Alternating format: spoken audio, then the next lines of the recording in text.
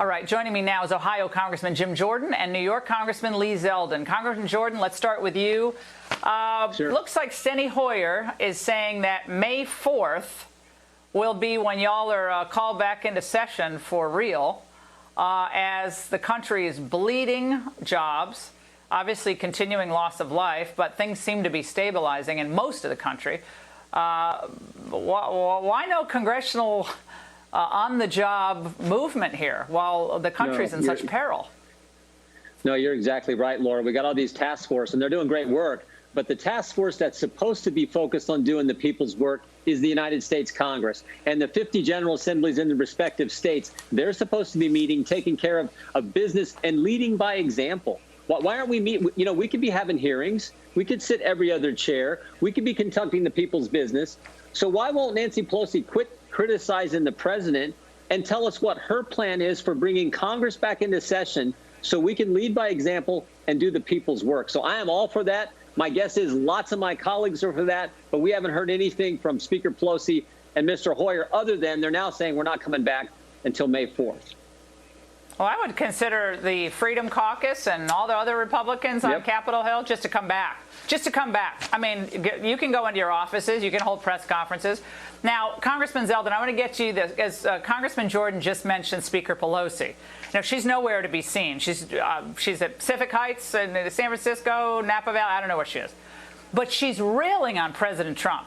Politico reporting tonight that Pelosi sharply criticized Trump's handling of the coronavirus outbreak, telling Democrats, I guess on a call, that it was, quote, almost sinful how his administration has failed to live up to promises to make testing available to all Americans and quickly, and gown and mask shortage, et cetera, across the country. So if this is almost sinful, Congressman Zeldin, what about a Speaker of the House when Americans are dying and people in small businesses say they're dying? Congress is not in session, and she's apparently not going to pass a shutdown mandate via legislation. Right, in the Paycheck Protection Program, that fund is going to run out of money.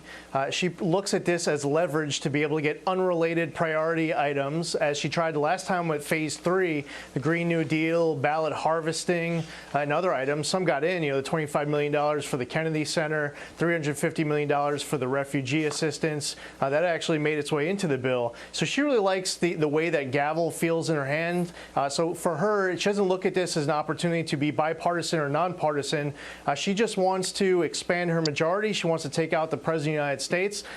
And you know, regardless of the consequences for Americans that need Congress to work, she's just going to do what's best in her own political interest. And by the way, she has people rank and file in her own conference. There are people I talk to. They would actually like to work with us, work with the president to get good things done. But unfortunately, the leader of their party doesn't have that same goal. Well, Congressman Jordan, Joe Biden, I think like Pelosi, they acknowledge the crisis, but they see a political opportunity, which has to be exposed every step of the way. This is what he said on using this for climate change, Congressman. Watch. The United States has no choice but to seize this opportunity and create millions of great paying jobs that your energy plan has suggested, and mine as well. An energy infrastructure of tomorrow. We take a backseat to no one when it comes to fighting climate change. We have to seize on this virus as a political opportunity. Imagine if the president said that. We need to seize on this virus as an opportunity to, you know, anything. Take on China, fund the wall. I mean, they'll jump all over him, and they do. Two things that the Democrats never miss, the left never misses. They never miss an opportunity to use a crisis to advance their left-wing crazy agenda. They never miss an opportunity to attack the president. They started attacking the president before he was even elected president. So those are the two things you can always count on consistently from the left. But the thing that scares me most, Laura, is what we're seeing happen to civil liberties. Fundamental freedom. Well, the governor of Kentucky said he's going to arrest people at church. We had a prosecutor in one of our counties say he was going to charge people for felonies if they were violating the shelter at home. He even said if he was governor, he would call out the National Guard and go to stop people from going to church on Sunday. We got Google saying they'll track and give that information to the government. And the scariest thing of all, The scariest thing of all is Garcetti, the mayor of Los Angeles, said, if people snitch, they will be rewarded. And all this happens. Oh, I did that 2 weeks ago. Laura. Yeah.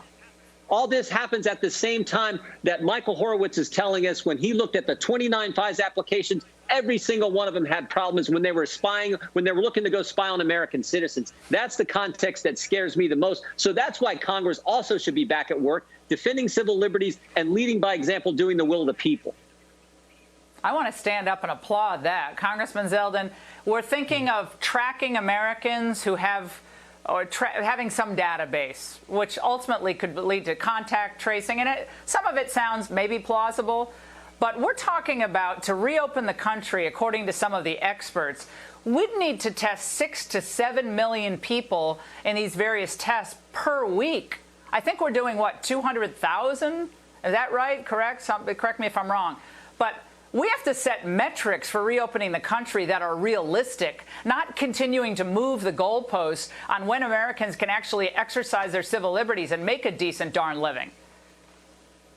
Right. Our economy was the strongest it's ever been before this happened. We had unemployment rates at record lows.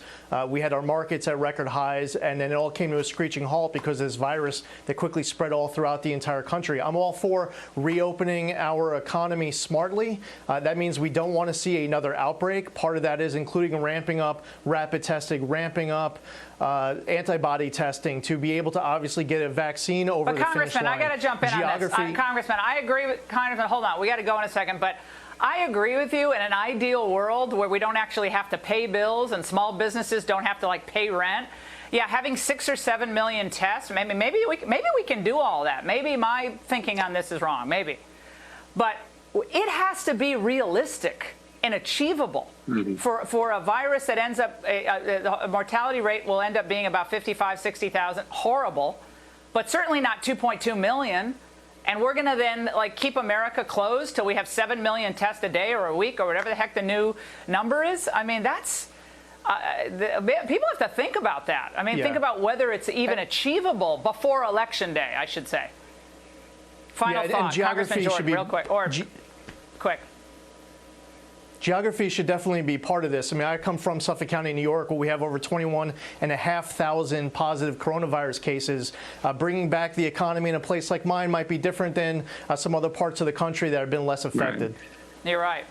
Absolutely right. And it is incredibly hard hit there. And it's different from Nebraska or even Ohio. Gentlemen, great to see you both tonight. Thank you so much. And I hope Nancy Pelosi is watching.